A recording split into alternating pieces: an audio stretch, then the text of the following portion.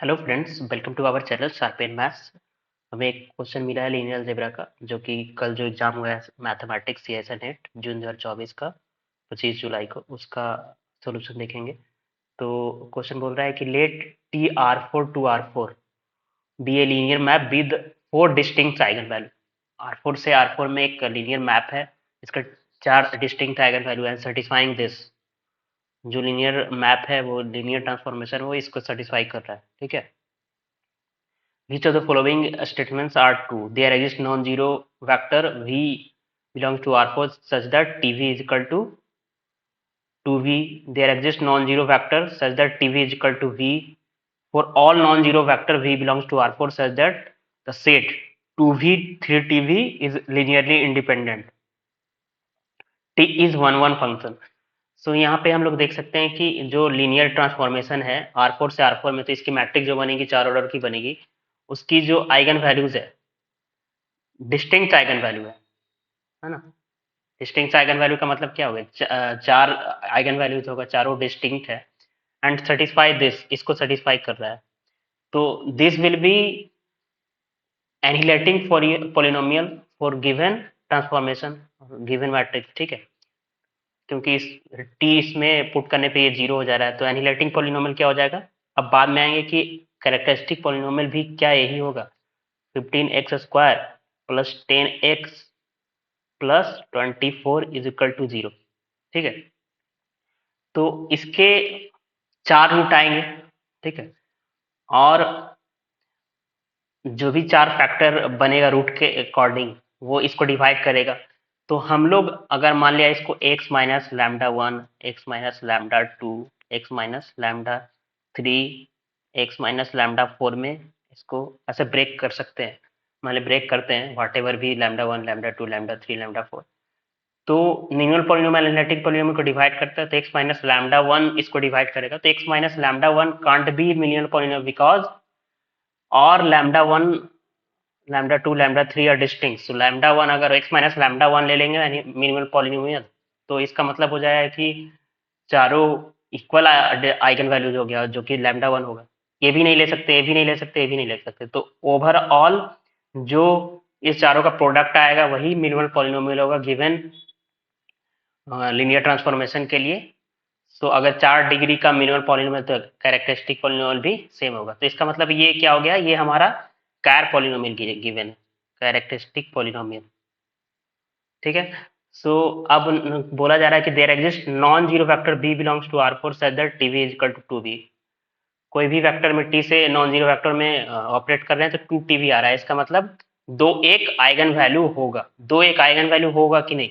अगर eigen value होगा तो दो इसका रूट होगा। दो इसमें पॉलिनोमियल में पुट करके देखते हैं जीरो होता है कि नहीं। तो क्या हो जाएगा, 16 माइनस 60 प्लस 20 प्लस 24 कितना हो गया, जीरो आ रहा है। दो एक आइगन वैल्यू होगा, तो there exist non zero vector B belong to R four such that TV is equal to two B. Option क्या हो गया, correct. There exist non zero vector B belong to R four such that TV is equal to B. इसका मतलब one एक eigen value होगा। तो one eigen value होने के लिए क्या होना चाहिए, इसका वन एक रूट होगा गिवन पॉलिनोमियल का। तो वन माइनस 15 प्लस 10 प्लस 24, तो कितना आ गया 36 नॉट इक्वल टू जीरो आ रहा है। तो वन आइगन वैल्यू नहीं होगा बल्कि माइनस वन होगा। माइनस वन क्यों होगा, क्योंकि यानी TV is equal to minus भी आना चाहिए। क्यों होगा माइनस वन, यहाँ पे पुट करके देख लो। ये कितना हो जाएगा, वन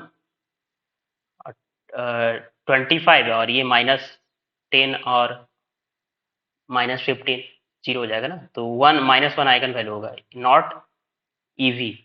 तो TV is equal to V जो गिवन है वो नॉन जीरो वेक्टर के लिए ऐसा एग्जिस्ट नहीं करेगा, आइगन वैल्यू नहीं होगा one.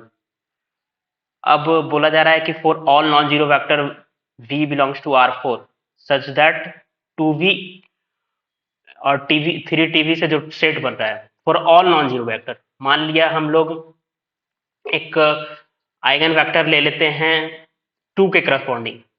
Late take v as non zero vector correspond to corresponding to eigenvector to B for eigenvalue 2। ठीक है, हमें बोला जा रहा है कि कोई भी नॉन जीरो वेक्टर के लिए ये लिनियरली इंडिपेंडेंट होगा। तो हम यहाँ पे V क्या कंसीडर कर रहे हैं, 2 जो आइगन वैल्यू है उसके करस्पॉन्डिंग जो आइगन वैल्यू है ना, V2 से डिनोट करते हैं। ठीक है, V2। तो यहां से क्या हो जाएगा, 2V और क्या है सेट में 3TV, 3TV। अब यहां से इसको क्या लिख सकते हैं, 2V 3TV को क्या लिख सकते हैं, 3 इंटू TV 2V, है ना।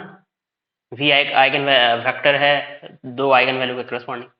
ये मैं एक एग्जांपल ले रहा हूँ क्योंकि ऑल नॉन जीरो वेक्टर के लिए बोल रहा है लिनियरली इंडिपेंडेंट होगा। तो यहाँ से क्या आ गया, 2V is equal to 6V, जो कि लिनियरली इंडिपेंडेंट नॉट Li। आप जनरल भी ले सकते हो, है ना। मान लिया एक कोई आइगन वेक्टर ले लेना V, तो यहाँ से 2V हो गया, यहाँ से 3 लैम्डा V।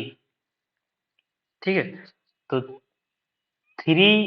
2V और 3 लैम्डा V क्या नॉट Li।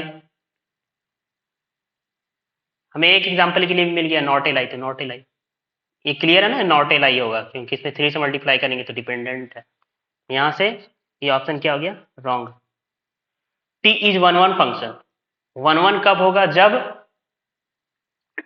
T जो है एक फाइनाइट डायमेंशन वेक्टर स्पेस से फाइनाइट डायमेंशन वेक्टर स्पेस में मैपिंग है, TR4 से R4 मैपिंग है। अगर नलिटी या कर्नल में जीरो एलिमेंट होगा, नलिटी इसका जीरो होगा, कर्नल का डायमेंशन जीरो होगा, तब होगा इन्वर्टिबल होगा या वन वन होगा, है ना।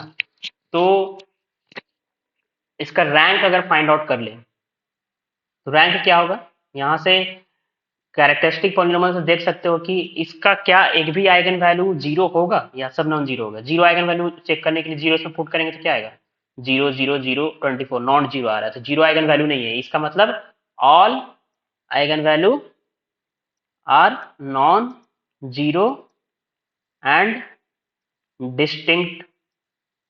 इसका मतलब rank T is equal to 4, kernel T 4 minus 4 0। Kernel में जीरो एलिमेंट आ रहा है, नलिटी इसका जीरो होगा कर्नल का डायमेंशन। इसका मतलब T क्या हो गया, वन वन फंक्शन हो गया।